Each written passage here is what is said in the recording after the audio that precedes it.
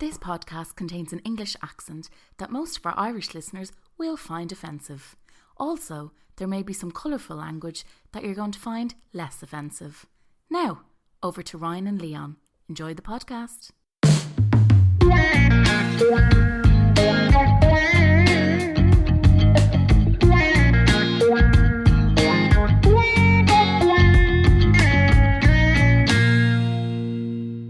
Poem was his favorite poem, and as he explains to Pinar one time,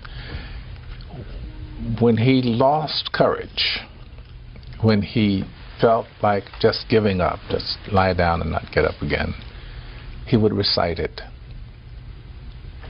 and it would give him what he needed to keep going. Can you recite it? If you can't, there are some words. Out of the night that covers me, black as the pit from pole to pole.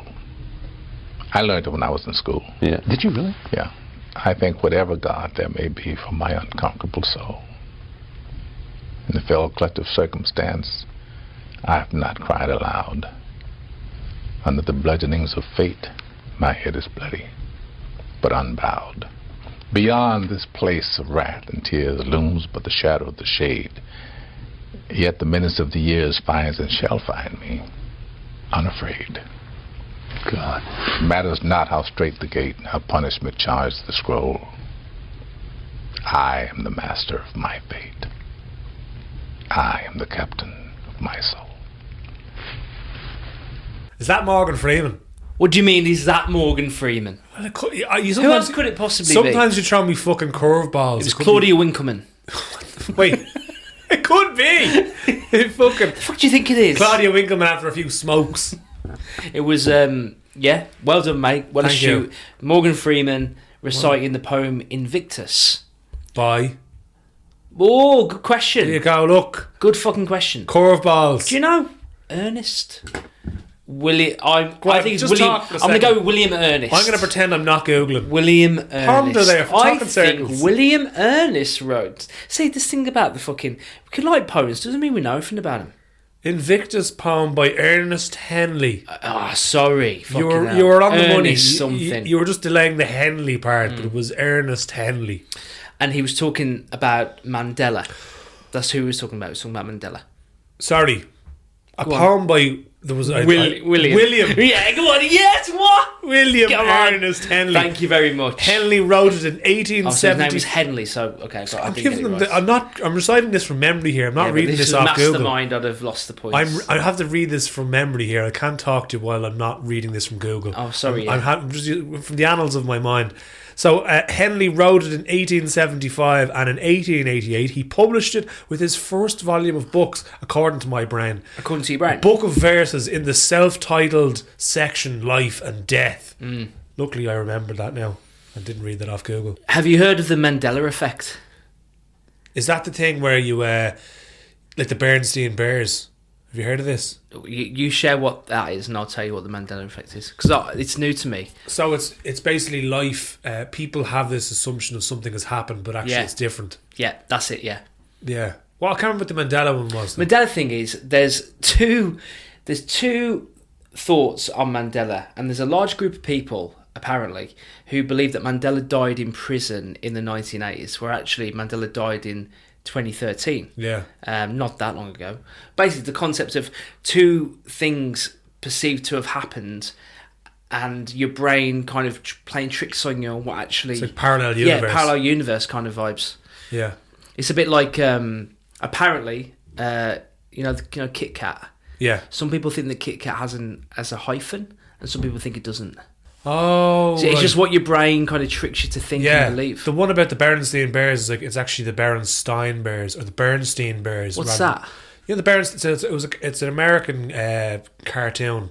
It's kind of like they're bears that wear clothes and they fucking walk around and all. But the Bernstein Bears effect. So, I'll see what the spelling actually is. Again, I'm just reciting this from memory.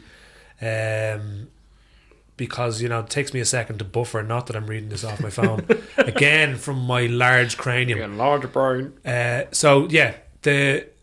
It shows up in moments like, remember in the children's book as the Berenstein Bears, instead of its actual title, The Berenstain Bears. Okay. So look, let me just write this down for you and not show you from my phone of Google. There you are. Yeah. The Berenstain Bears, whereas people thought it was the Berenstain Bears. And people were like, I that's how I got into it, because I was like, hang on a second, they must have rebranded the fucking show. And then I went down a rabbit hole about the Mandela effect. Because obviously I would have been, I don't think I was born when Mandela supposedly died in the 80s, because I wasn't. I remember, well, I knew that was wrong because I remember he was on stage with the Spice Girls, wasn't he, when he got released? So he couldn't have died in prison. Actually, I was having this conversation with a friend and I was like, wait, so sorry, like if some people think Mandela died on the island, then who was with Mel C? Do you think that was the epitome of his career, was being on the stage with the Spice Girls? Girls? That's the peak. Not that he of anyone's career. Yeah. Not S Club, I'm saying. Oh, you fuck. What have you done that for? I don't know. Oh, you've had a nightmare there. My brain just kind of had a bit of a cup of tea. I'll have another sup of caffeine here. S Club.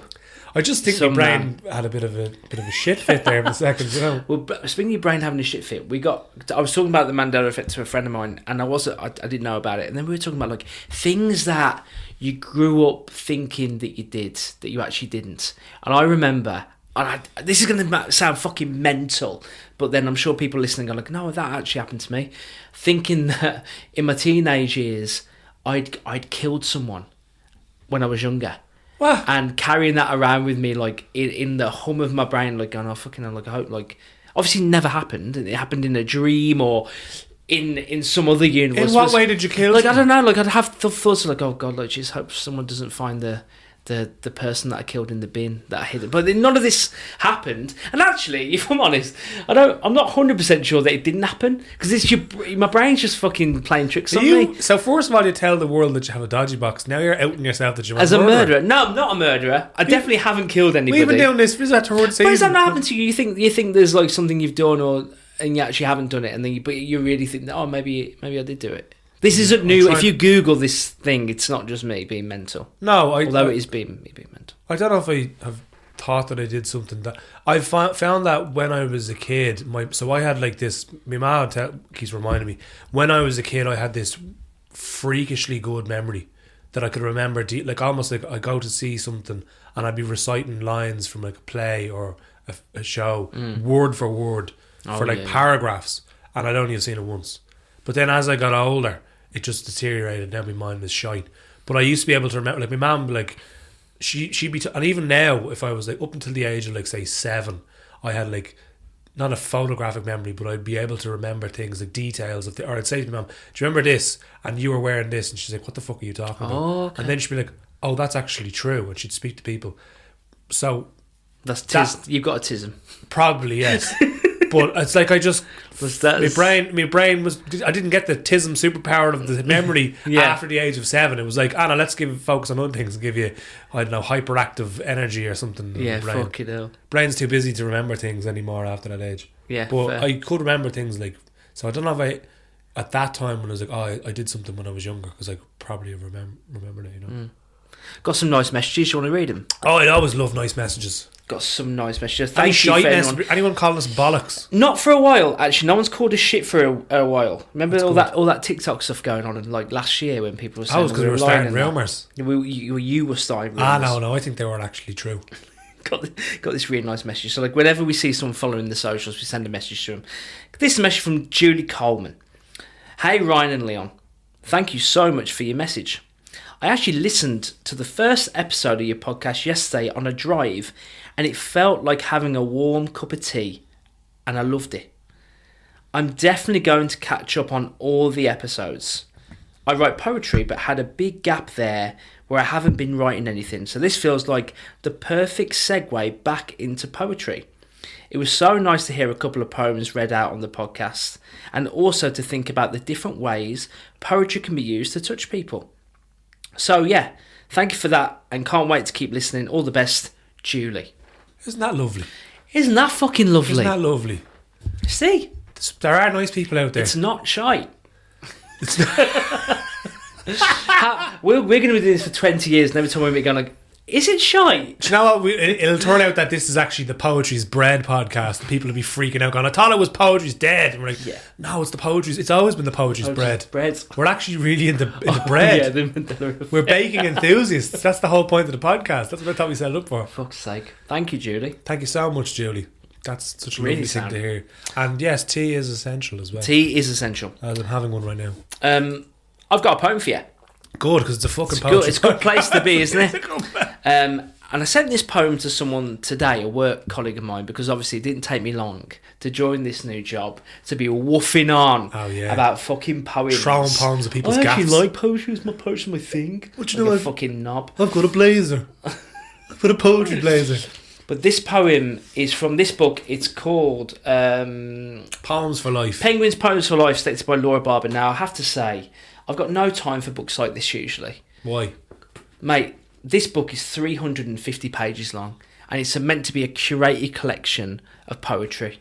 So when I see things like that, it basically tells me we don't really... there's loads of poems read. We don't really know if any of them are any good, so here's 300 of them. Oh, wow. And fuck off and see what you think. If you like poetry, then grand. You know what I mean? You know that book of verse that you've got that's like 700 pages long? Yeah. And it's like, I think it's very... It just sums up everything that's wrong with the curation of poetry. I'd say they had to have like a team of editors, of a team of... There must be like, when we were talking about corporates, it must have like a job of like a team of people doing like... But in fairness, the one that 700-page book is like a history book of poetry, because it starts of the English first. Fair enough. Back when they stopped speaking fucking Middle English, when everybody sounded Dutch, and then it started to like Old English to now. So like it kind of is a... But still, like if you see a book like that... I'm not going to read all them fucking poems. But isn't that the problem though? You see all of these big anthologies, and it's like, oh, here's your poems. You're going to love these. For our Fuck off. You're saying for our anthology, we can never get 300 pages. It's 100 max. 100 max. You're capping That's the rule now. 100-ish pages for a poetry book. I think that's fine. Respect the craft, lads. If you don't make the cut this year, respect the craft, because you open this and you go like, sorry. What? Anyway, but I did find some good ones. So this is, and actually, this was published in the mid-1600s. Oh, wow. And I sent it to... So this person's probably dead. Maybe. You're not going to hurt their feelings by saying that they're in this book. But no, but this is a fucking spectacular piece. Really? And I sent it to a colleague of mine because her son had just left for the RAF in England, and she was going through a few feelings around not just birds flying the nest, but like the fear of that as well. And I sent her this poem. She loved it. I felt great about it because why would I not? Yeah. Poetry fucking expert, do you know what I mean? The 1600s. What do you need? You need a poem for something, do you? You're the fucking poetry doctor, eh? Oh, sorry, I just remembered something I read recently. Like I've been thumbing through my poetry collections, the annals of my poetry collection, rubbing the spines and looking for inspiration. Yeah. You're reading Milton still, are you? Well, this is around Milton's time. This is by a poet called Anne Bradstreet. Are you familiar? I'm not. I don't know who she is. That's what we need to be a bit more honest here. This is a poem. Hard hitting. I'm fucking not. She's only been around about 400 years. Who gives a fuck? But this is beautiful. This is in reference to her children. 23rd of June, 1659. Enjoy your cup of tea for this one. I had 8 birds hatched in one nest. 4 cocks there were, and hens the rest. I nursed them up with pain and care, nor cost nor labour did I spare, till at the last they felt their wing, mounted the trees, and learned to sing. Chief of the brood then took his flight to regions far, and left me quite. My mournful chirps I after send, till he return, or do I end. Leave not thy nest, thy dam and sire, fly back and sing amidst the choir. My second bird did take her flight, and with her mate flew out of sight. Southward they both their course did bend, and seasons twain they did spend, till after blown by southern gales, they norward steered with filled sails. A prettier bird was nowhere seen along the beach among the treen. I have a third of colour white, on whom I place no small delight. Coupled with mate loving and true, hath also bid her dam adieu. And where Aurora first appears, she now hath perched to spend her years. One to the academy flew, to chat among the learned crew. Ambition moves still in his breast, that he might chant above the rest, striving for more than to do well, that nightingales he might excel. My fifth, whose down is yet scarce gone, is mongst the shrubs and bushes flown. And as his wings increase in strength, on higher boughs he'll perch at length. My other three still with me nest, until they're grown, then as the rest, or here or there, they'll take their flight, as is ordained, so shall they light. If birds could weep, then would my tears let others know what are my fears, lest this my brood some harm should catch, and be surprised for want of watch, whilst pecking corn and void of care, they fall unwares in fowler's snare, or whilst on trees they sit and sing, some untoward boy at them do fling, or whilst allured with bell and glass, their net be spread and caught, alas. Or lest by lime twigs they be foiled, or by some greedy hawks be spoiled. O would my young, ye saw my breast, and knew what thoughts there sadly rest. Great was my pain when I you bred, great was my care when I you fed.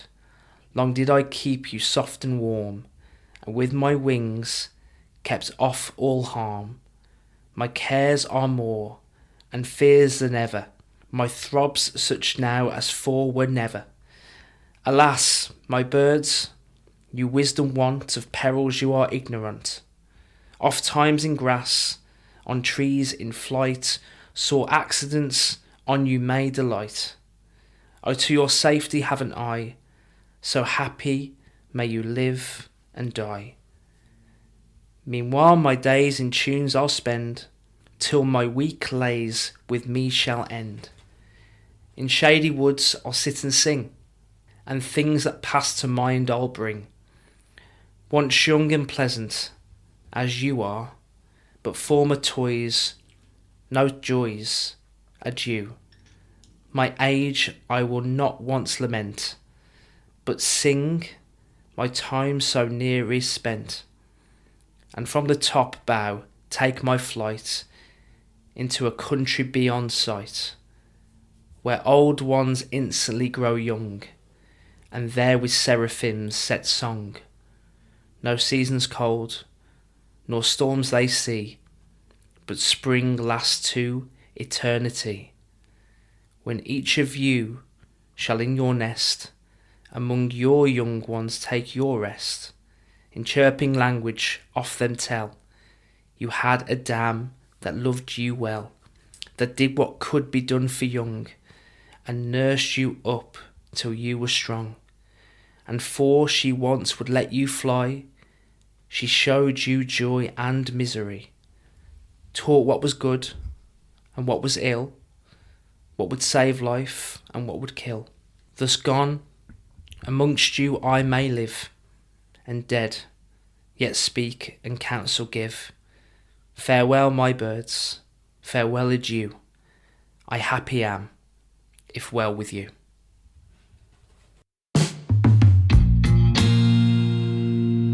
That was Anne Bradstreet with In Reference to Her Children, 23rd of June, 1659. And when I sent it to me work colleague, I was like, listen, it should give you like some comfort that people for 400 years have felt the same way when their kids fuck off. Yeah. And even if you think about 400 years ago, there's no fucking phones. So imagine if you're gone. Like, even if if they move 20 minutes down the road by car, you're probably never going to see them again, because it's all horse-drawn cart, and that would take 8 days to cross, and probably you'll get cholera halfway through.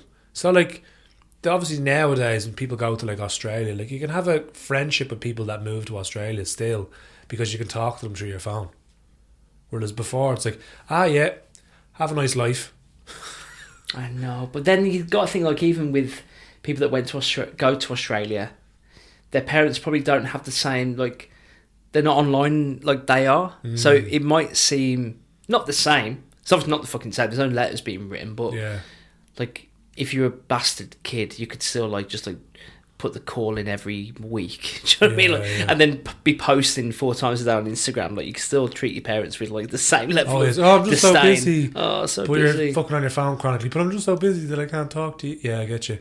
Here's a mad story. My uncle, when travelling in the 90s, and he met his wife when he was abroad. He was over in Malaysia, and he was island hopping. And he met her in a hostel, started chatting to her, and then was like, "Oh look, I don't have a phone on me because it's the fucking 90s. There's no mobile phones, but I'll give you my ma's house phone in Ireland."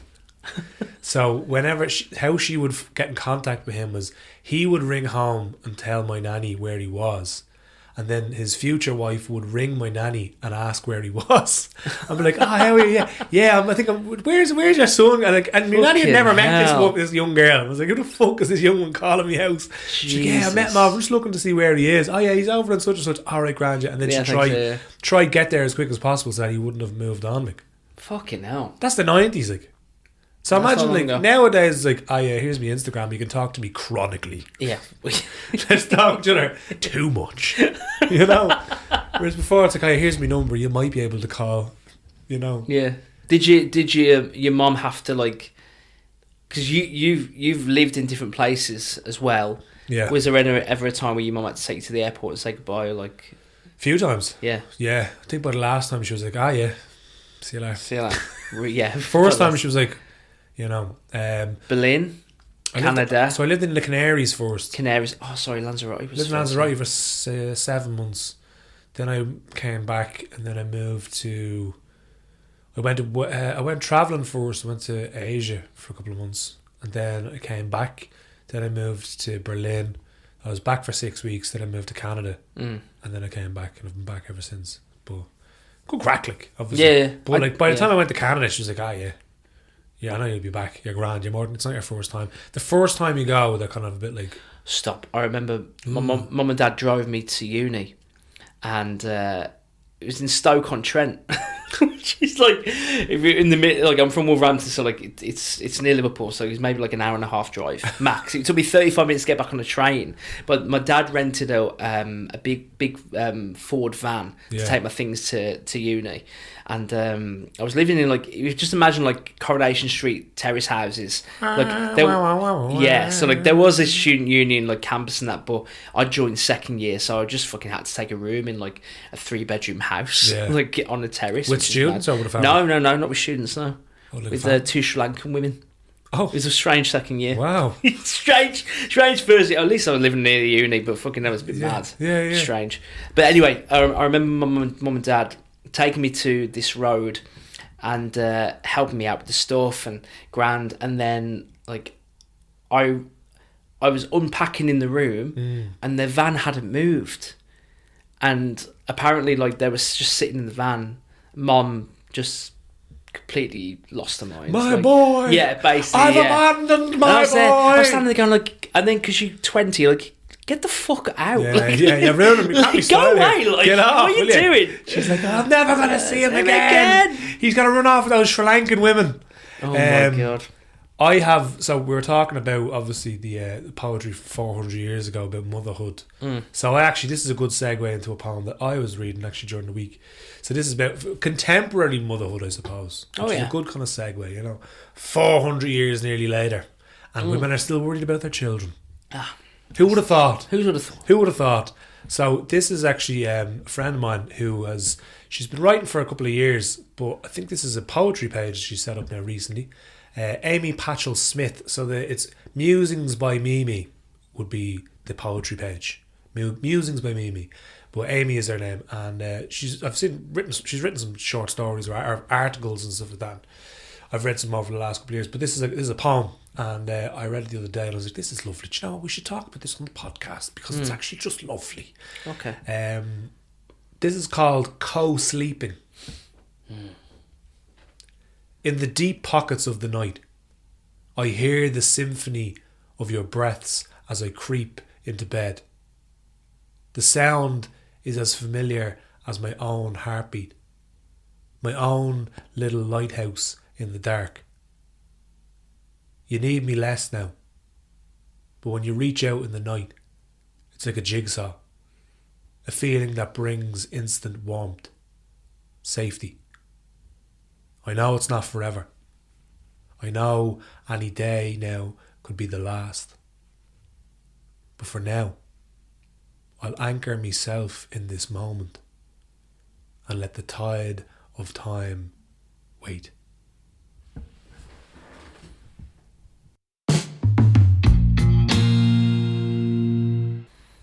That was Co-Sleeping by Aimee Patchell Smith. Adorable. Lovely, isn't it? Lovely. Makes you...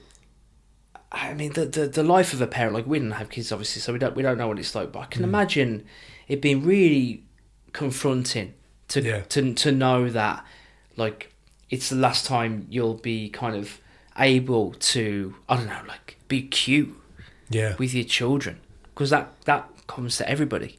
It must be terrible. It must be awful. I suppose it happens, like, gradually, bit by bit by bit. It's not just one day. They're like, you know, I think, but like, I've a lot of my mates, and as a lot of your mates have kids, and they be like, some of my mates be telling me, oh yeah, like, you'd go to sleep and you wake up and your child is sleeping on your head, like, or she's, you know, he's like, one of my mates was like, oh, my daughter woke up, my daughter's just playing with my ear, just like fucking finger in the ear, just like, yeah, are you awake? Do you know? Yeah. And like, obviously at the time, you're probably like, fuck off, let me go to sleep.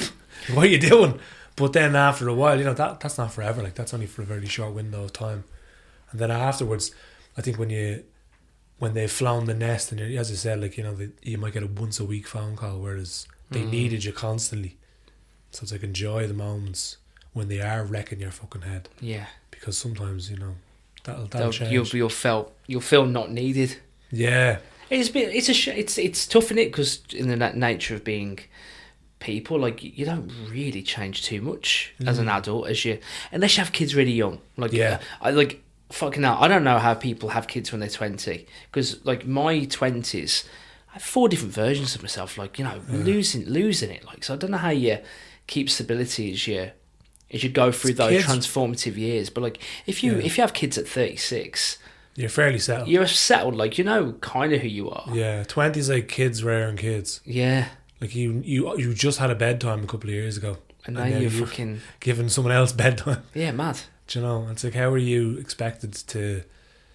I think, yeah, like, you know, obviously, like, do you know, like, isn't 35 considered a geriatric pregnancy now or something? Which is mad. Is it? Yeah. Seems like the average now. It's the average now, but like, in terms of, like, midwives now call it a geriatric pregnancy, which is mental, because like, you live, in the best circumstance, you live till triple digits, and like 35, that's 35% of your life. It's only 35% of the way through.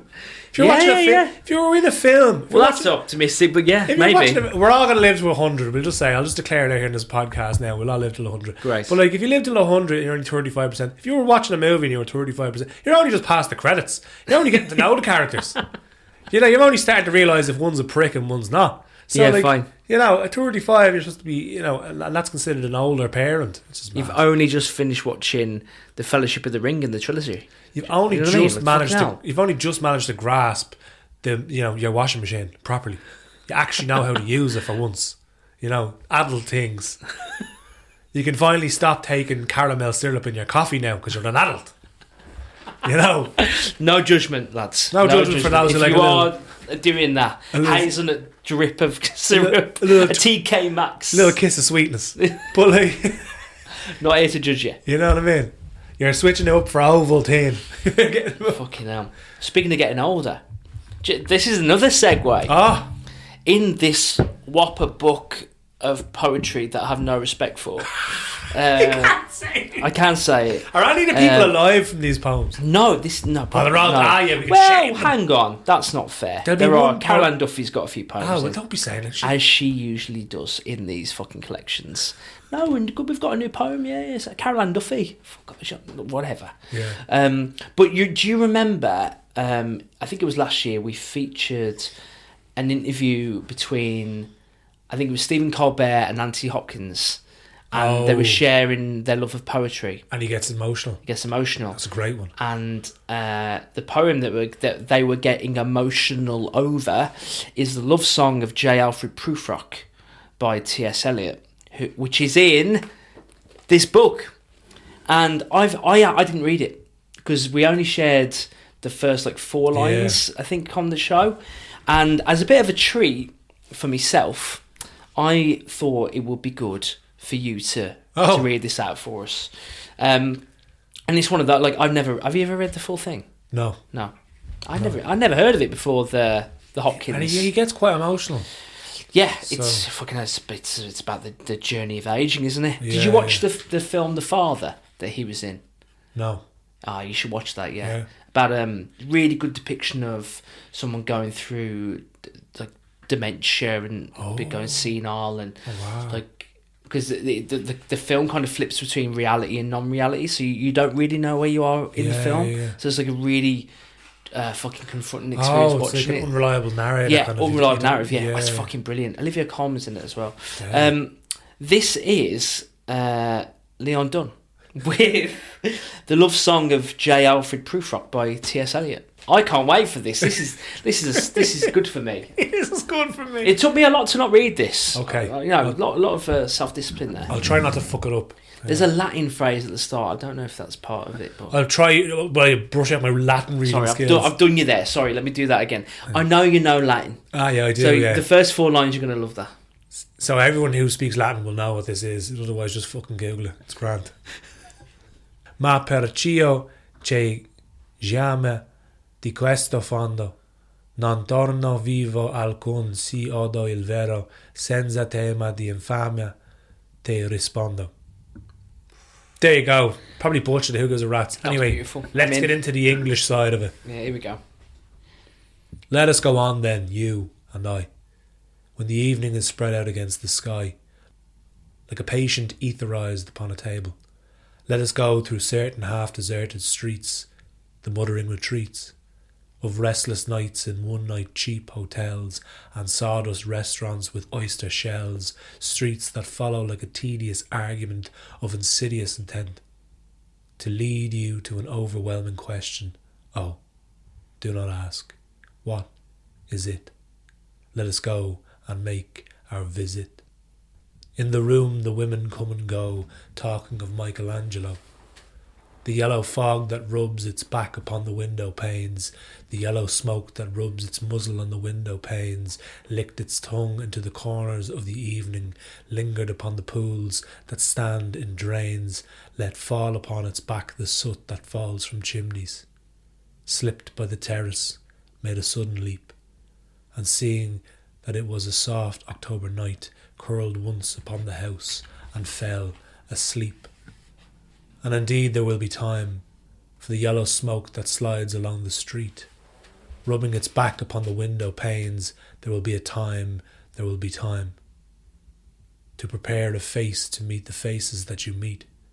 There will be time to murder and create, and time for all the works and days of hands that lift and drop a question on your plate, time for you and time for me, and time yet for 100 indecisions and for 100 visions and revisions before the taking of a toast and tea. In the room the women come and go, talking of Michelangelo. And indeed there will be time to wonder, do I dare? And do I dare? Time to turn back and descend the stair with a bald spot in the middle of my hair. They will say how his hair is growing thin. My morning coat, my collar mounting firmly to the chin, my necktie rich and modest but asserted by a simple pin. They will say, but how his arms and legs are thin. Do I dare? disturb the universe. In a minute there is time for decisions and revisions which a minute will reverse. For I have known them already, known them all, have known the evenings, mornings, afternoons. I have measured out my life with coffee spoons. I know the voices dying with the dying fall, beneath the music from a farther room. So, how should I presume?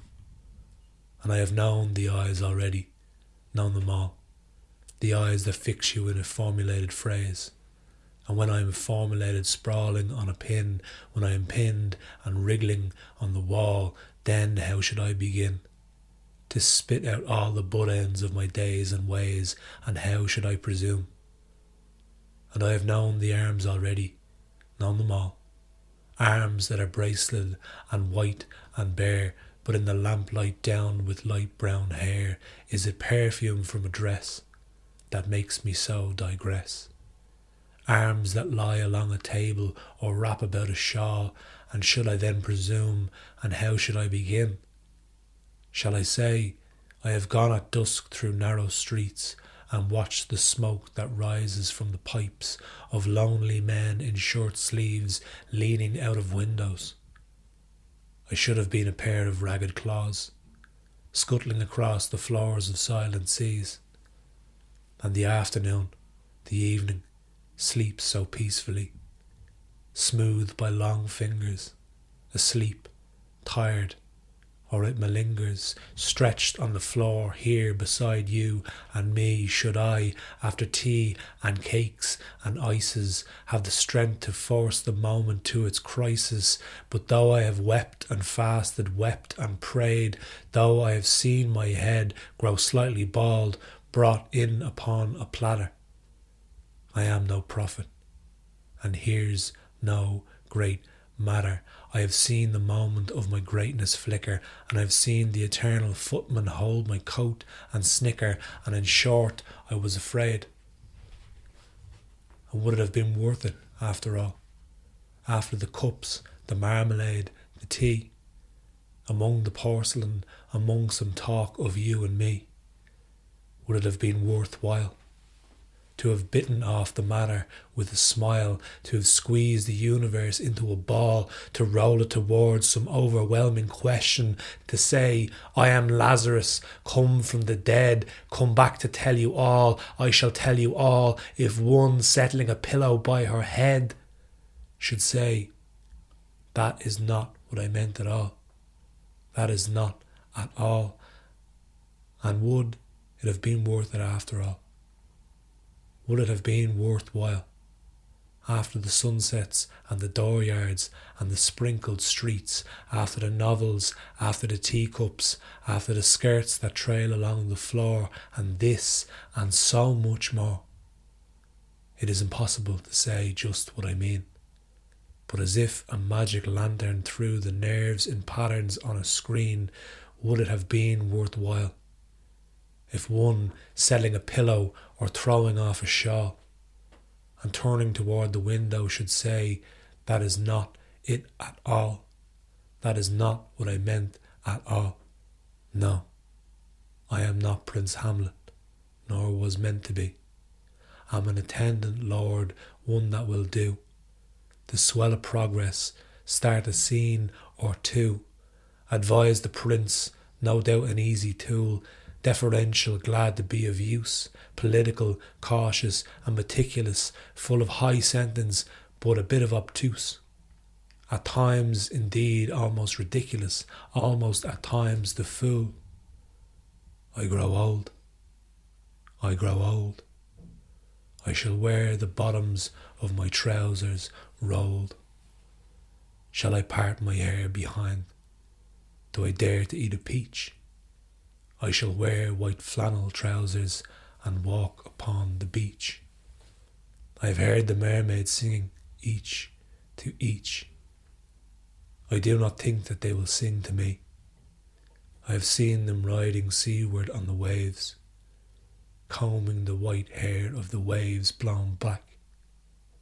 When the wind blows the water white and black, we have lingered in the chambers of the sea, by sea girls wreathed with seaweed red and brown, till human voices wake us, and we drown.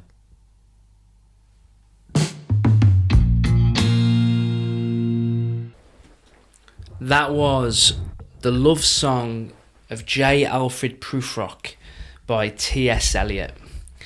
And we took a minute there between... I've got fucking shivers even talking about it. Like, one of the... That's probably one of the best poems that I've listened to. And yeah. The way it kept bringing you back to the visuals. You never tune out. It's long, but you never tune out. It keeps you locked in the whole time. And it's full of sadness and the reality, and then the kind of cynicism of some of the iconography around, but getting all like the cakes and the marmalade and the teacups, and at the end where he's doing what the fuck he wants and walking around with his fucking trousers rolled up and just, this is it now. I have measured my life in coffee spoons. I was just like, I was reading it, and in the peripheral I could just see you in the background. Oh my god, I could just see you freaking out. It's how good it was. Absolutely was freaking out. Like it's a fucking masterpiece. That's what it is. Masterpiece, yeah. Considering that you said that's a book that you don't respect anybody in it, like you have to respect him, at least T.S. Eliot. I just don't respect the concept of having a poetry collection that's 350 pages long. It just shouts to me like they're just not respectful of poems being worth.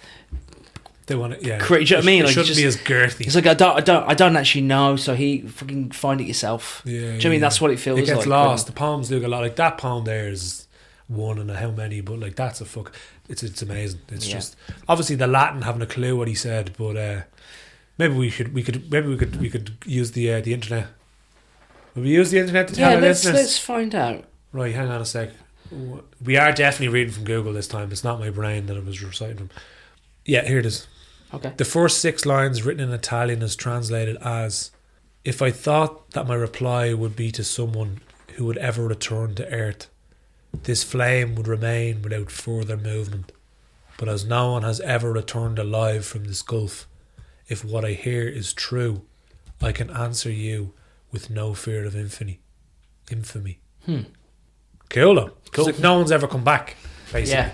Which is another profound thing that he's fucking said in Italian. Jesus. He's breaking linguistic barriers, but like it's just like we got a snippet of it like last year from Anthony Hopkins, and I was like, that's an amazing piece. But we never, like that whole thing in length, like it's just, it kind of sums up life where it's like, and the repetition, it comes back. There's lines that are being repeated in it. It kind of like waves. It kind of comes, it goes out, and then it comes back, and it goes out, comes back. And then he mentions the waves, and he's like, you know, mermaids come in the white hair of the water, and you're like, what the fuck? And the bald spot, as well. He grows frail, but like the world will always long hands, and like the world will always be here, and it will outlast you. So it's like the waves will be infinite, but you won't be. It's like your own mortality. I think that's why they say like you know, being by the sea kind of is really good for people because it kind of calms you, but it kind of humbles you as well, because when you see the power of the sea and you're just one person, but like the sea has always been there and always will be there, but you're just a fleck in time. You know, like mountains and stuff. Doesn't we talk about aging enough? There's enough in popular culture about the aging process, and there certainly aren't enough members of the over 60s in popular culture to give us, I don't know, like there's an obsession with young people. Yeah. People now, and it's just like there's an obsession now with staying young and not aging gracefully. Because you look at now, there's a lot of, and this is not a remark on anybody that has Botox, but like the amount of people, and men as well, not just women, that have Botox now to remain young, to capture themselves in the moment of time, rather than just, I don't know, get an edgy haircut or something, or you know, you can dress nicely. You don't have to look like a 20-year-old to, because you're not a 20-year-old, you know. But people, there's this obsession, and obviously because of social media and people with filters and all, people want to look their absolute best at all times. that I think that now people are very much obsessed with looking the best version of themselves rather than just like going around in a pair of grey tracksuit bottoms with a stain on them. It's probably the good. It's good that you're changing your clothes. You want to, yeah. You don't look like a That's fucking... the good side of the pressure of trying to keep up But with. there's a balance, like obviously you don't want to be obsessed to the point that like you're looking at people that are 20 and you're 30 and going, why do they have no wrinkles? Because they only fell out of the womb yesterday and you didn't. But if you, from my experience, you know, most, and this isn't an age thing, but most, you know, people who are 20 are thick as fuck. I'm just putting it out there. You've said it now. I've said it now. Let the 20-year-olds. There's not much you can do now. You I don't said give a it rat. now. They consider me old anyway. You can't hit an old man. It's just a year-old. Fuck's sake. I'll read you this one. This is from the collection Birthmark by the German poet Christina Hennerman, who I picked this book up from the Winding Stair. There's a collection of there's like a section of the Winding Stair bookshop that supports like local artists, emerging artists. So I picked this one up.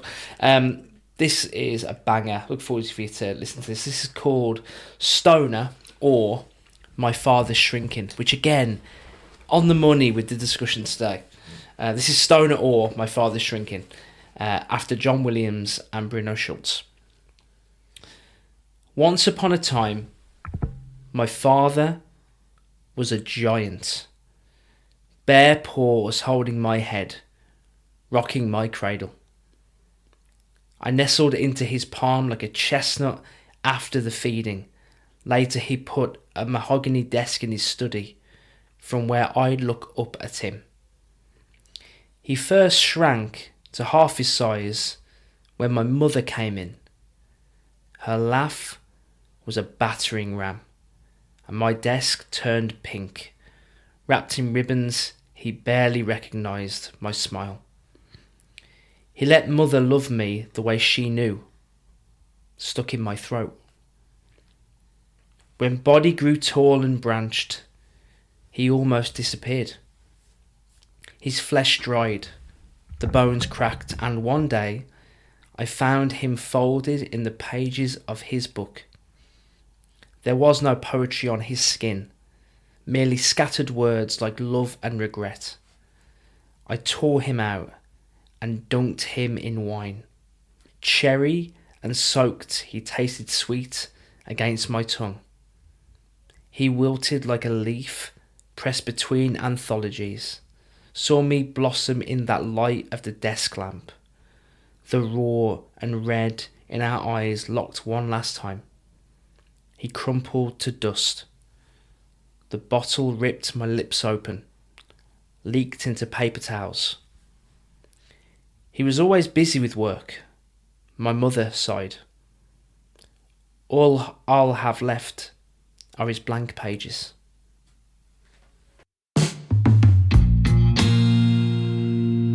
That was Christina Hennerman with Stoner or My Father's Shrinking. Yeah, great Jeez, read. We're on a common theme of Somehow, when we pick things, when we start this podcast, that ends up being a there seems to be a fucking theme. plan. It's as if we just kind of stumble into these things. Yeah.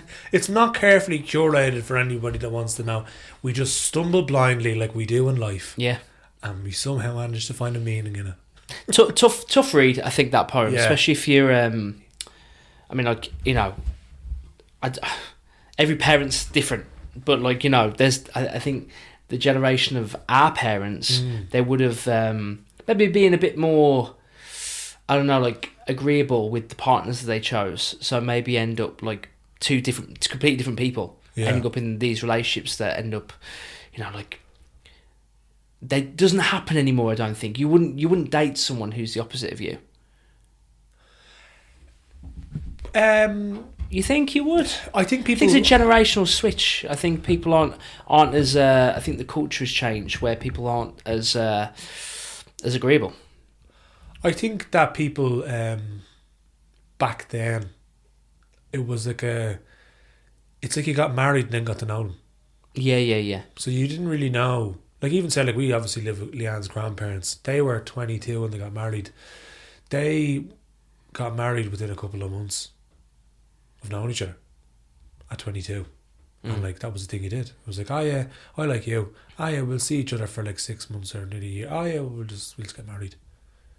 Imagine like knowing someone for 6 months and then getting married to them. Yeah. And like, you're at that age when, as I said, when like, you're 22. You're so young and you don't really know yourself. How's someone going to know you if you don't even know yourself? And then you're still growing as a person to find out what your interests are. And they just did it. Like, they're just, or like, even like, I'm reading Strumpet City at the moment, which is a great book. James Plunkett, his name is the writer. And it's about Dublin in 1907. And it's about the lockouts, kind of, it follows a period of 7 years. But there's two characters in it that were like, they're seeing each other for kind of over nearly a year, where it's like they're, you know, she sees him like once every week or once every couple of months, or sorry, once every couple of weeks. But, and like, they're not living together at all until they get married. And she's living somewhere and he's living somewhere else, and she only gets to see him like once a week or once or whatever. And then they just get married and move in. Like, they haven't lived together until they're married. Like, wow. And that was a common thing for people. Where the Catholic Church was like, oh, geez, you couldn't get married, you couldn't live with each other or stay in the same room together until you're married. So you didn't fucking have a clue who the person was. No, you wouldn't know. Whereas now it's like, What would you think? Let's think like in 50 years' time. What will people say our thing was? Like when people say, like, "Oh, that's just what you did." Like, what's our generation's thing? That's what they did. Unbridled access to social media. Oh, that's what you did. You just took a photo and shared it, and then hope that people liked it. Maybe in relationships. Do you reckon in 50 years people will still be sending dick pics? Like that, they were like, that generation was nuts. They were fucking sending the pictures of their flute to each other. It's such a mental concept anyway, but like, people do it. Like, what is that? Is that the thing then? I don't know, maybe. There's probably something stupid, like, you know.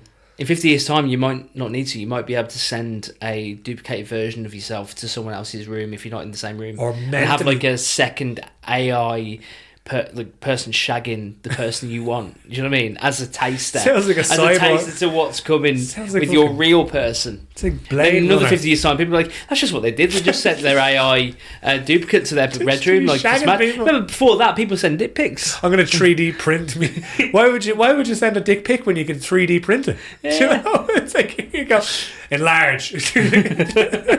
I don't know. Like, there's loads of, I suppose in hindsight it takes to see what they do, but like, even the difference between our generation and like Gen Z, like the way we would have been forced to be out on the road playing all the time.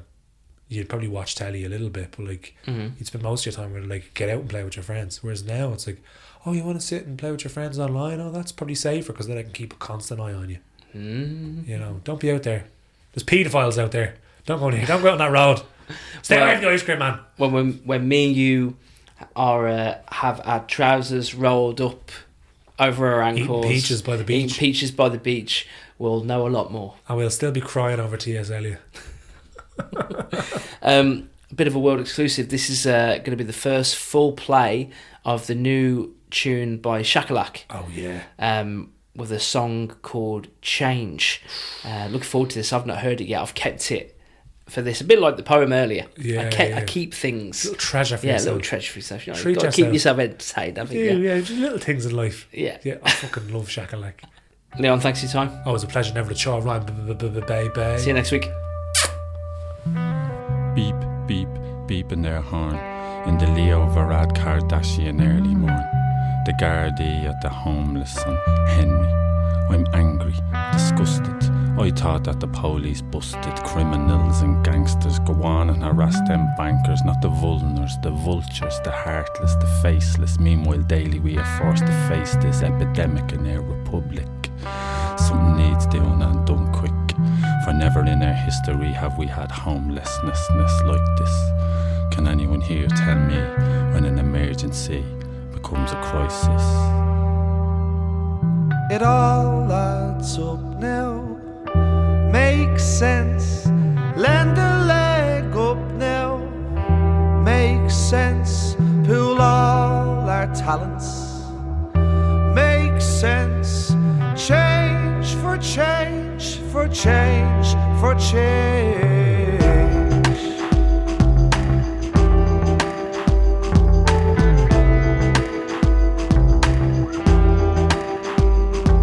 It all adds up now, makes sense. Lend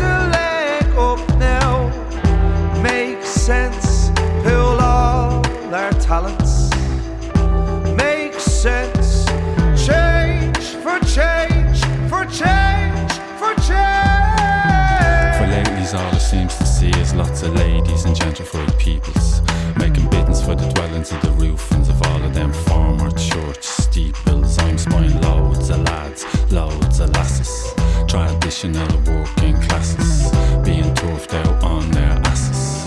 Oh my, what a state of chassis. Check out the Dublin 70 heavenly, old Devonly flats, clinging to the hem at the stem at the skirt of the stony bats. Proper prime land for all them top dog property cats, hitting their targets with our stolen gats. The bang on the ear kicked out to the core by the contract here, blocks to refurb shifted, been granted planning permission for that space. Quoting the omnipotent road and rigging up the rat race, fixing it so the middle ground squeezed. You miss a few payments and your gaff gets seized, and you're homeless in a hotel, or you're kipping in your car. I know the signs so well, it's